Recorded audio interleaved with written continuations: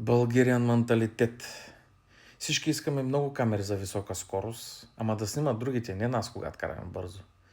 Искаме високи глоби, санкции, ама да не ни глобяват нас.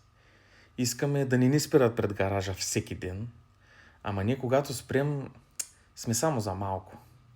Искаме да не минаваме на червено, ама ние когато минем бързаме. Искаме полицията да е строга, ама не когато ни спира нас.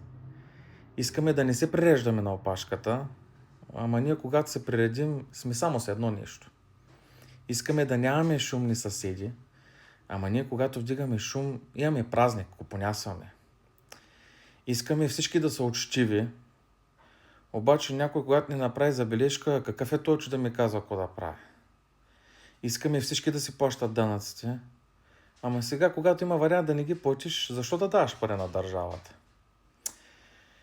Всички много обичаме правилата, само когато важат за другия.